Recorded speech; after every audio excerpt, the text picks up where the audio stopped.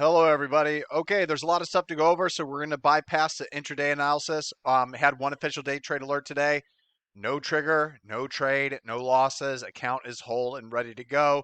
I also attempted another trade later on, trying to dip buy. Didn't get my entry, so no trades for me. So let's just get to the end of day stuff. The NASDAQ continues to bounce. Day two of a new rally attempt. Notice the volume, though. Lower, lower. Okay, that's information. It's the start of a rally attempt. Can still work. We're in a bullish seasonal phase. I posted over and over and over and over the returns going back to 1950 on these days annualized for like the next week and a half.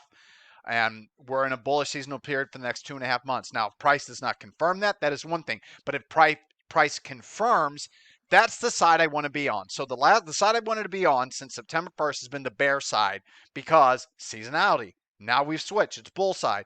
If we continue to sell off just like in 2018, so be it. However, if we rally, that needs to be accounted for. It is more important, seasonality, than anything else in my research. The two most important things start with S. Price is all that pays. But I tell you what, get on the right side of seasonality and sentiment, price really pays. Be on the wrong side of seasonality and sentiment, price doesn't always pay. So, a ton of interesting charts I'm going to go over. Um, just want to show you guys because I really don't have any new long signals. I'm going to call back on trades that I recently had. I got fully shaken out of one, ROM, USMC. I'm going to call back. This took it off. Going to call it back on. ROM actually triggered me in, stopped me out, almost a full R loss, but minimal size, calling it back on here. So besides those two ideas, I do not have any legit signals. These are legit signals because the volume is heavier on both. So these are both good to go. Well, USMC is not. So you're just getting an added buyback signal there. But besides that, got shaken out a little bit of a speculative long trade. Going to call that back on, and I'm going to put a buy stop above the recent highs I posted in the chat room.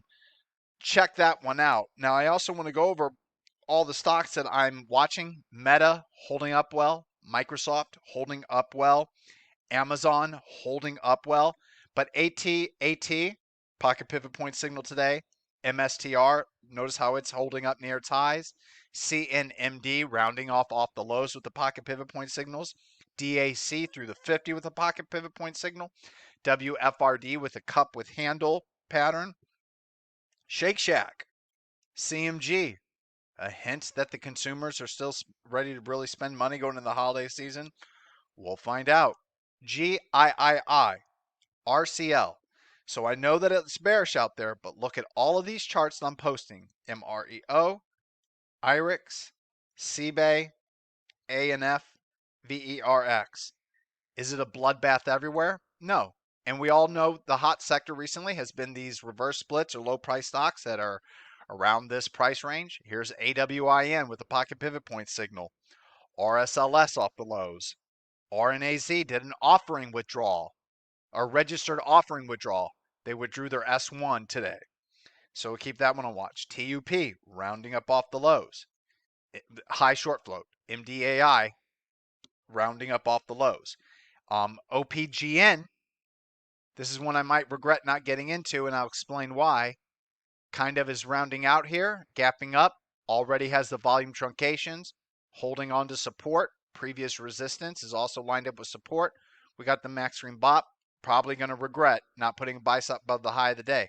And why do I say that? Because HUBC on this day, I already know it's in play. I really like the stock. I like the story behind HUBC and PRZO. I saw this candle on this day, and I did not get long. Why did I not get long? One reason and one reason only. Volume truncation, pullback consolidation, reversal hammer candle that I always look for. But in this tape, I need to see heavier, above average, or a pocket pivot point signal with the volume. I didn't get any of those, so I didn't call it on. And today, what would it be up? 29%. So think about OPGN. It's not the same thing. It's not at all the same thing. But not only did I do it on the Hub C, I did it on PRZO this weekend. PRZO and Hub C are the same plays in my opinion. They had an offering, post-offering, holding up. Nice bullish hammer candle right back above the 50. But what was missing this weekend? Why did I not go long PRZO? Volume was lower. Whoops.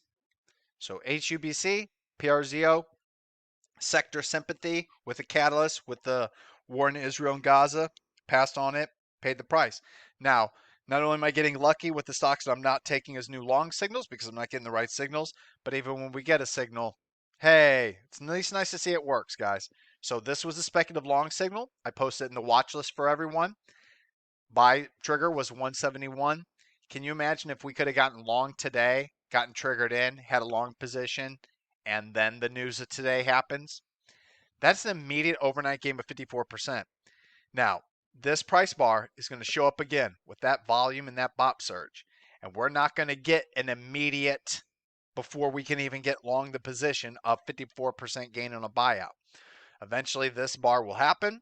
We'll then be able to get long. And then maybe in a couple of days, hopefully none of our stops are run, bam, we'll get that day. And so that will be good. All right, so I'm checking all my notes. Oh, HEPS is also one off the lows I'm watching. A lot of green bop in this chart, but there is red. That's why I'm not going long. It's just like with this canceling WFRD. Why am I not going? Let's say this was an up candle today with the lower volume, but all the green bop. Why would I not go long the red bop? So it's just a little bit different, this market, compared to like hot markets, but just want to let you know things are working. And then GMM. Remember, remember this look that day in the video lesson? I'm looking for charts that look like this after the IPO. The open candles, the holding of the lows, the quiet volume during the consolidation, relative strength line spiking to a new high in a volume surge. I didn't take it long this day because there was no green bop. If there would have been green bop, we'd be long, but I didn't take it. That being said, did I expect this move? I sure did not. But with that move in hand, next time I see it, gotta get long. So EAR, GMM, HUBC, PRZO, a little bit of bad luck, but it's an ugly market. In a good market, we're not going to have that bad luck. We're going to be long all of them.